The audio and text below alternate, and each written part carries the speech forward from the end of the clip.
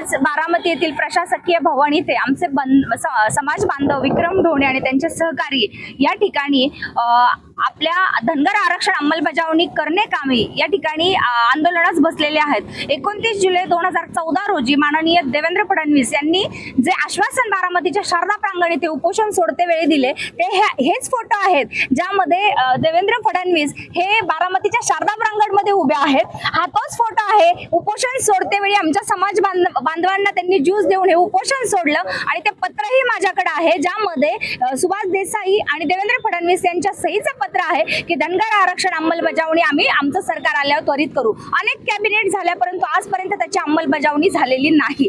आजही खरं तर सरकारची कॅबिनेटची बैठक आहे। मला एक नमूद करावं असं वाटतं की त्या आज तरी कॅबिनेटच्या बैठकीमध्ये 29 जुलै देवेंद्र फडणवीसांना आठवतंय का त्यांच्या पेनातली शाही संपलेली आहे का की आज त्यांनी अध्यादेश काढावा आणि जिल्हाधिकाऱ्यांना धनगर समाजाला एसटीचे प्रमाणपत्र देण्यासंबंधित आदेश करावेत असं मला वाटतं। आणि या सरकारचा आज विश्वासघात दिवस असं म्हणून आम्ही धनगर समाजाच्या वतीने या सरकारचा निषेध व्यक्त करतो। पंतप्रधान मोदींचेही याच्यामध्ये हे फोटो आहे जो बारामतीच्या 2014च्या एका त्यांच्या पक्षाच्या मेळाव्यामध्ये त्यांनी हे नमूद केलं होतं, त्यांच्या अजेंड्यावर होतं की धनगर समाजाला अनुसूचित जमातीचं आरक्षण लागू करू। परंतु केंद्र आणि राज्यात त्यांचंच सरकार असून देखील आज धनगर समाजाची खूप मोठी घोर फसवणूक करण्याचं पाप प्रत्येक राज्य सरकारने केलेलं आहे। त्यामुळे आम्ही सर्व राजकीय पक्षांचा, सर्व राजकीय नेत्याचा, मंत्रिमंडळाचा आम्ही आज या ठिकाणी निषेध व्यक्त करतो।